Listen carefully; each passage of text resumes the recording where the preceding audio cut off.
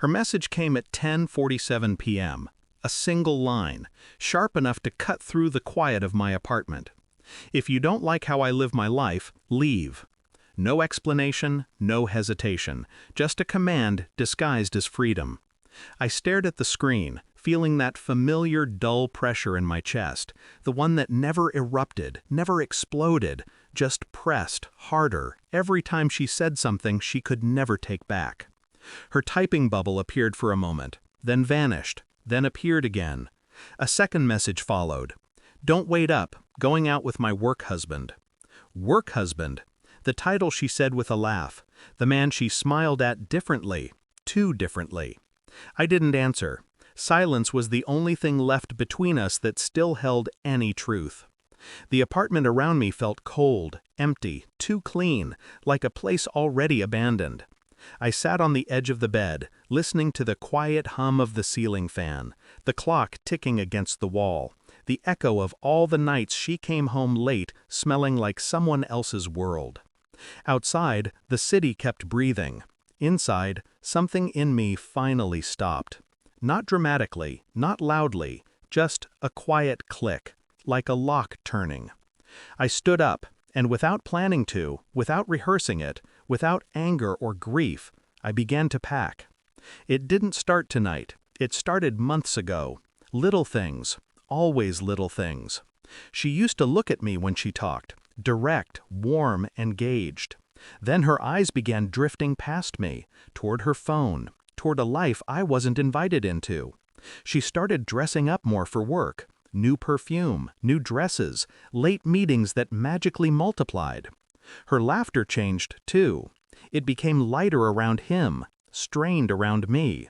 She talked about him the way people talk about someone they admire, someone they want, someone they're already halfway falling into without admitting it.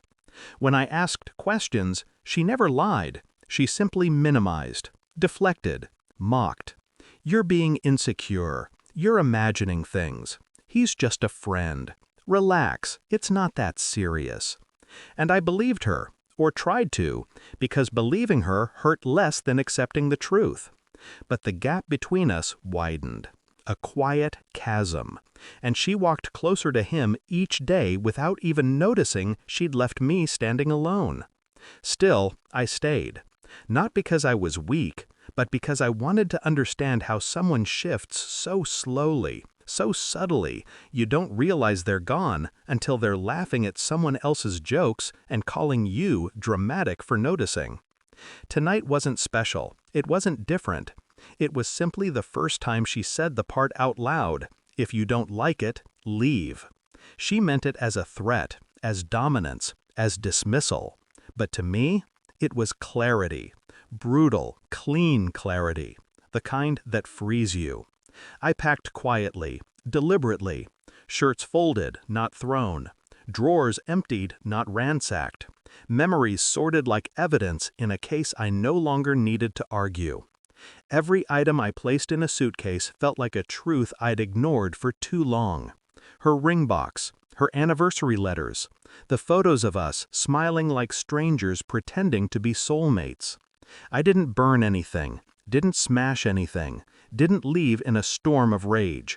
I had nothing left to fight for. The wedding photo came last, the one where she leaned into me as if she'd already begun to lean away. I held it for a moment, studying details I hadn't noticed before. The distance in her eyes, the way her smile didn't reach them, the way I looked at her like she was the only solid ground in my life. I placed it face down on the table, not out of anger, out of understanding.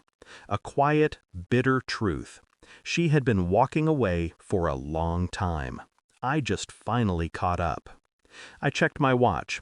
2:56 a.m. Her usual return time. Always around 3. Always tired, loud, careless.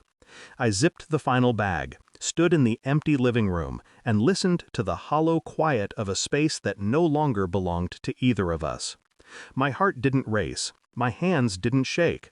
Inside, everything was steady, cold, balanced. It was the calm that comes when you finally stop pretending. By the time headlights swept across the curtains and her keys scraped the lock, the apartment was no longer ours, just a room waiting to be discovered empty. The door opened with her usual careless push. She stumbled in, laughing at something someone had said hours ago, a fading echo of a night she wanted to matter more than her marriage. "Babe," she called, kicking off her heels. "I'm home. You awake?"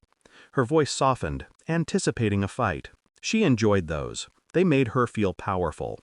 But the silence hit her first. Then the emptiness. She walked into the bedroom, stopped.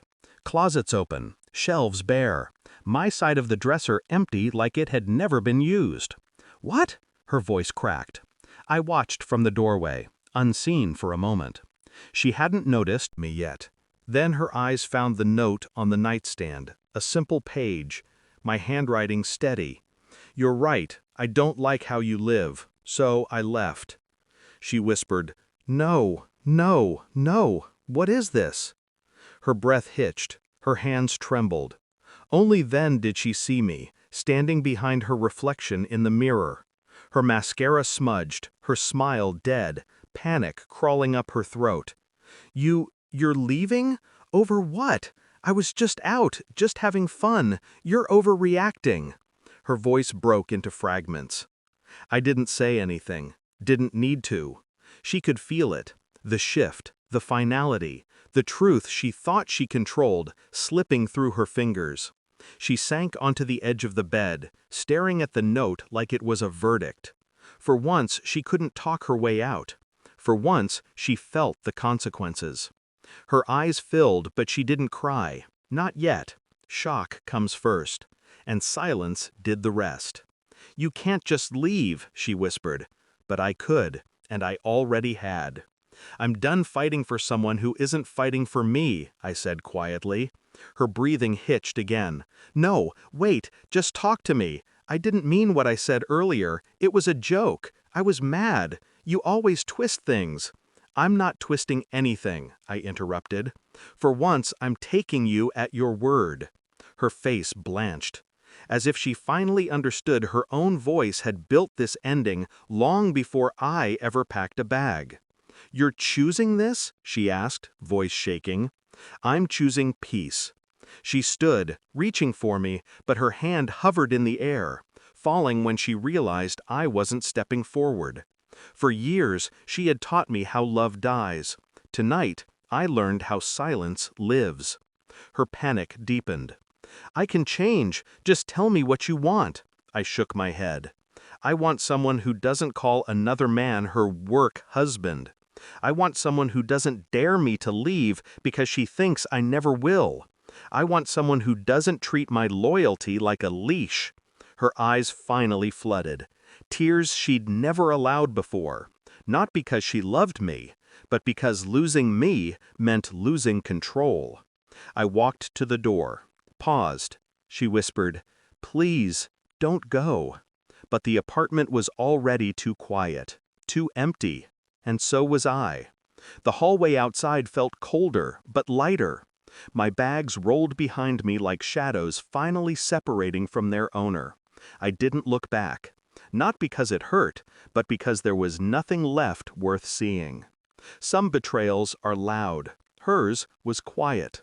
A slow erosion disguised as independence, wrapped in laughter that wasn't meant for me. She had pushed.